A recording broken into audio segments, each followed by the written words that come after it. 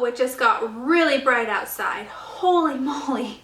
Hello, sun. You've been hiding behind clouds all day. Hey guys, welcome back to my channel. So today's video is going to be the first of its kind for my channel at least, and that is products on the chopping block. So instead of doing an on-the-spot declutter video, I figured I would go this route instead. Last time I did a declutter video, I got rid of some products that I had some major remorse over. Like for example, the Anastasia Beverly Hills Modern Renaissance palette. I got rid of that one and now I kind of regret it. So I figured I would try this route instead. So products on the chopping block. And what I mean by that is these are products that I'm probably going to get rid of, or I want to get rid of, or they're like right there and I'm probably like, but I want to try them one more time. So my plan is to film a tutorial using these products to kind of like gather my last impressions, kind of like, first impressions, last impressions. And then in that video, decide if I want to get rid of the products or keep the products, or if I change my mind or like what happened. The funny thing is a lot of these products are like favorites, stuff that I have loved, stuff that has been holy grail, stuff that has been in favorites videos, stuff that I can't get enough of. But as I progress, as I get older, as my skin changes, as trends change, as new products come out, better products come out, I just kind of fall out of love with things, or I go back to using them and I'm like, I guess I didn't like it as much as I thought I did. We're allowed to change our minds. We're human. So today's video, I thought I'd go through all the products and tell you guys like why I think I don't like them anymore, and then I'll do the tutorial next, and then we'll kind of go from there. So let's hop into it. Okay, so I have an eye primer and a face primer. The eye primer is the Catrice Prime and Fine, yeah, that's what it's called, brightening eyeshadow base. I thought I really loved this product, but I kind of started to notice that as I was using it, my eyeshadow was creasing very, very heavily. And so I stopped using this and switched back to my NARS eyeshadow primer, and I don't have the creasing problem anymore. So I was getting ready to toss this out, and I figured I'd give it one more shot, one more try before I do that. So there's that. For facial primer, I have the Becca Backlit Priming Filter. This is one that I actually have not used in a really long time, but I'm thinking it might work now because I have drier skin. So I used to have super duper oily skin. Now my skin leans more to the dry side, and this is definitely like a luminous, glowy, meant for dry skin type of primer. So I'm kind of thinking it will work better now with my dry skin. But if it doesn't, then it's kind of like it doesn't work for oily skin, it doesn't work for dry skin, it's just not going to work for my skin. So I figure I'll give it that one last shot before I get rid of it. It's kind of old, so it's kind of like I need to either use it up or get rid of it type of thing. For foundation, well, I have a foundation, a concealer, and a setting powder, so for all over face products. The foundation I picked out is the Hourglass Varnish Stick Foundation. I have been trying to love this, you guys. I've been using it with different primers. I've been using it with like specific sprays and things like that. And like I used it again today and I was just like, I just don't like this product. I just don't like it. I used to love it and I just don't like it anymore. So I feel like it just like clings to my skin really weird. It does no favors for dry skin, and I'm not sure that I like it anymore. So I'm gonna give it one last shot before I toss it out. Luckily, no, there's still quite a bit left in there. Yeah, there's still a whole lot left in there. The thing is, people love this. People love this product, and I just think it doesn't work for my skin. So we'll give it one last shot. We'll see how it goes. The Tarte Shape Tape. Shocker, right? Super big shocker. This used to be my holy grail. In fact, I used this on my wedding day. But I will say on my wedding day, I wore it for a long time and I was hot and I was sweaty. I was in the Dominican Republic. It was super humid. So I kind of expected something like this to happen, but it started to wear off. And before I went to bed, before I took off my makeup that night, I noticed it was super creasy. My under eyes looked super creasy. So luckily you can't notice that in photos. It looks beautiful in photos. It's really super full coverage. But the thing with Tarte Shape Tape is it's really, really heavy. And as my skin gets older and drier, my under eyes are just something that I notice a lot. They need a lot of help. They need a lot of work. They need hydration, they need lightweight, they need hydrating things, and something like Shape Tape is just drying and heavy. It works, it covers everything, it covers tattoos, you can cover anything with it, but it just, I'm not sure that it looks the best for my under eyes anymore. So we'll give it one last shot. We'll figure out if I like it or I hate it. That is so weird because Tarte Shape Tape is amazing. So at least I thought it was. So there's that. As far as setting powder goes, I have the Laura Mercier loose setting powder in the translucent color. This is not the glowy one, this is the original one. And the thing with this is I haven't used it in a very long time. Partially because I have a ton of setting powders that I'm kind of rotating through and trying and using. But secondly, I just remember the last time I used this, I didn't love it. I felt like it made my skin look really dry. It was a little bit too like drying, if that makes any sense. Like it just made my skin look old and parched, and I didn't love it. So I'm gonna try it one more time. We'll see if I like it. And that was when I had oily skin. Now I have dry skin, so I'm like, am I still, what is it gonna do? So we'll see.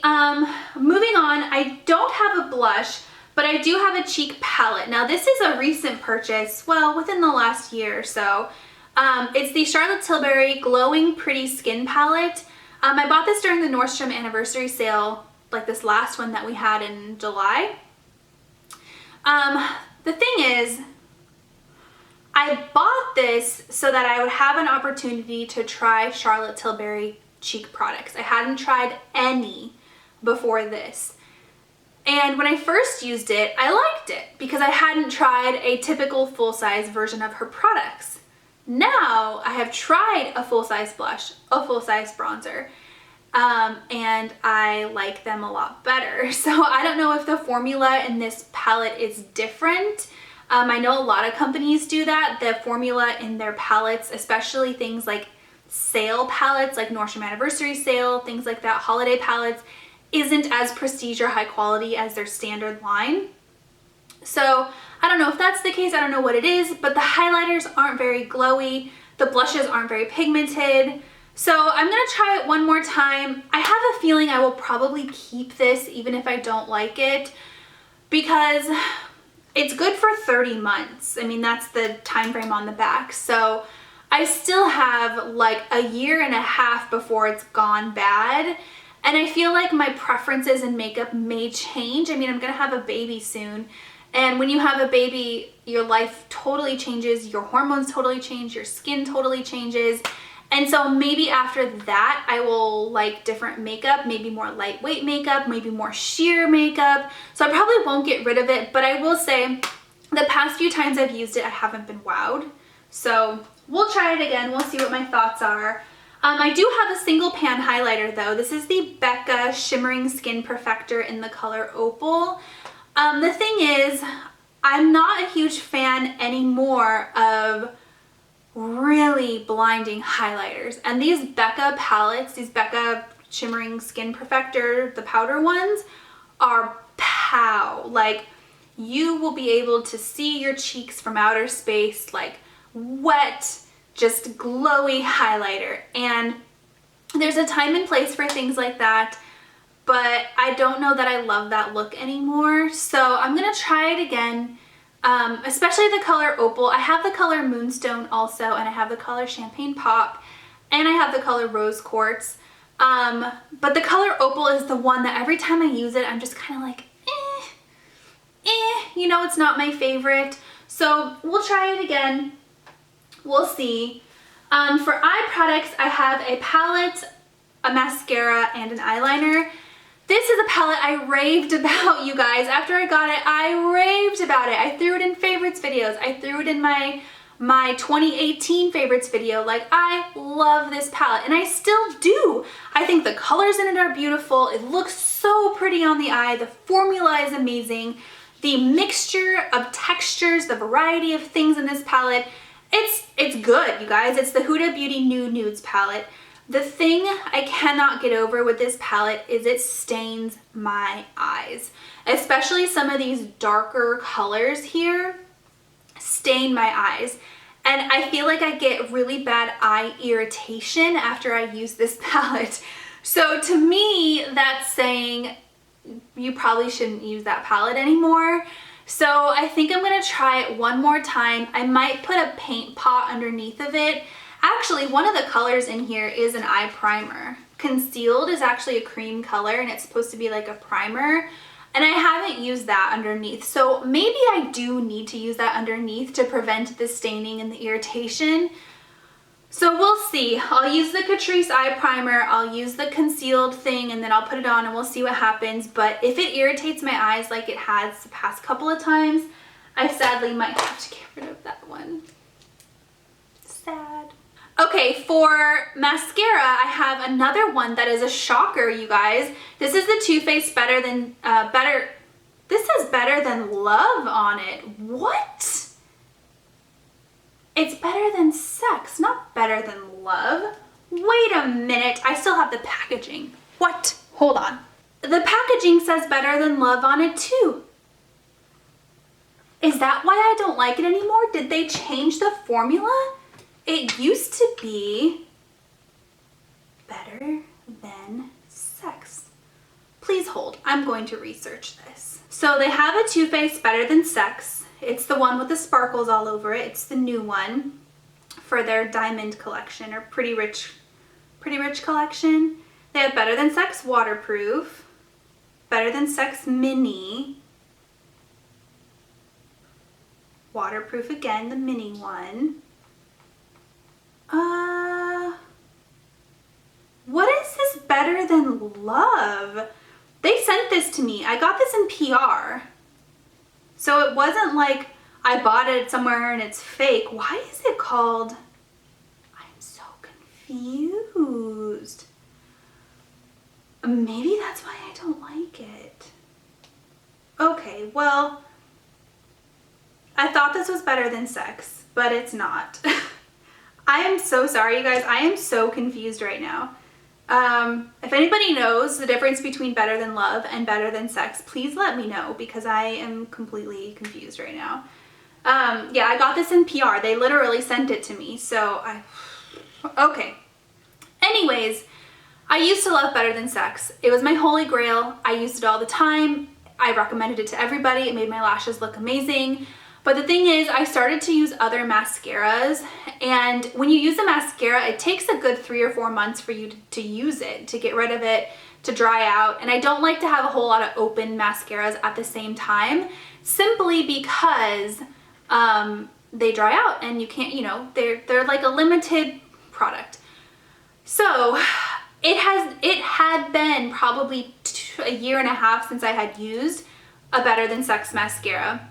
I used it twice and I don't love it anymore, you guys. It's messy. The wand is really, really fat, so it makes it really hard to get into like the corners of your eyes, and it's kind of difficult to work with. It still makes my lashes look amazing, but it's just a little bit more difficult to work with. So I'm curious if that has something to do with the fact that it says Better Than Love versus Better Than Sex.